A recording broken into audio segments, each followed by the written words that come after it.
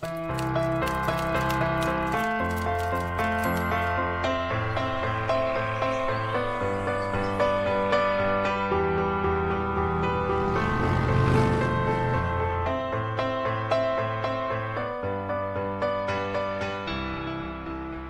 this is Jeff Zeig. I'm the founder and the director of the Milton Erickson Foundation in the offices of the Milton Erickson Foundation here in Phoenix, Arizona, with another 5-minute tip for improving your practice.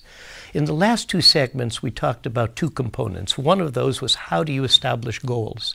Another component is how, once you know a goal, what it is that you can communicate to the client, how can you gift wrap that goal?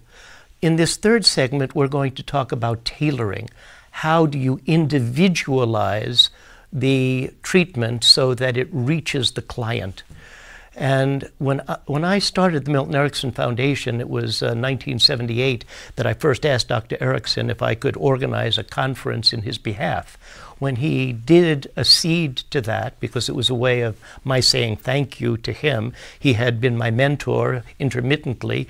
I started in 1973, and then I moved to Phoenix, Arizona in 1978. I asked Dr. Erickson for a quote for the initial brochure that would, in 1979, that would talk about the essence of his work. And what he wrote was that each person is a unique individual. Therapy needs to be tailored to the uniqueness of the individual and not to the Procrustean bed of a hypothetical theory of human behavior.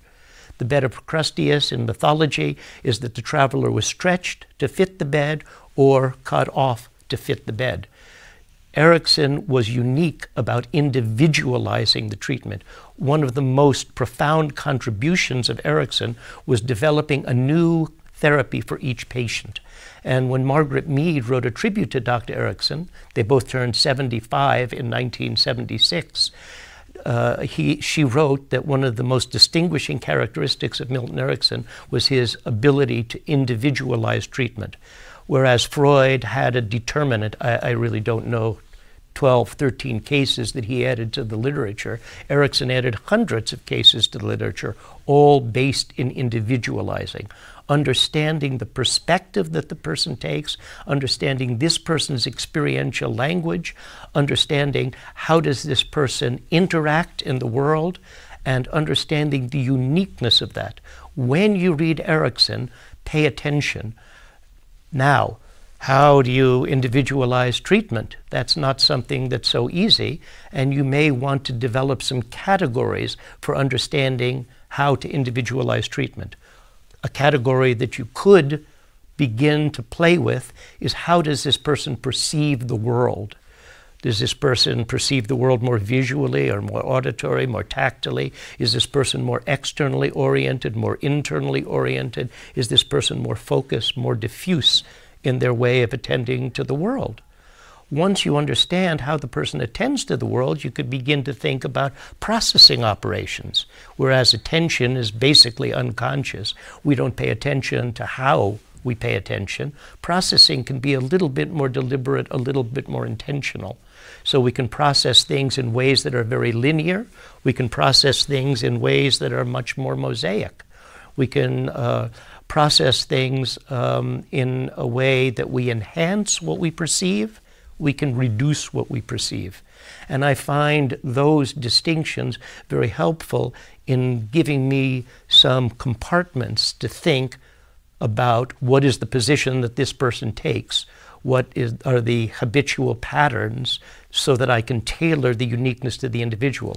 Once you understand some of the individual patterns, you also need to understand some of the interactive patterns. We're looking for both an intra-psychic and an interpersonal assessment. Once you have the assessment, as curious as it is, that may be your starting place for creating an effective psychotherapy. Whereas most people would think we could start with the goal, we can start with the technique. One of the things that I often do is to start by understanding how does this person live, how does this person experience his world. Once I understand the tailoring, then I may better understand the goal, then I may better understand the process, then I may better understand the gift wrapping, how to present information in a way that reaches the human heart, the way that reaches this unique individual. In the next section of 5-minute video, we're going to look at the process and fill out a model with 2 more steps, both the process and also the posture of the clinician. This is Jeff Zeig with a 5-minute video.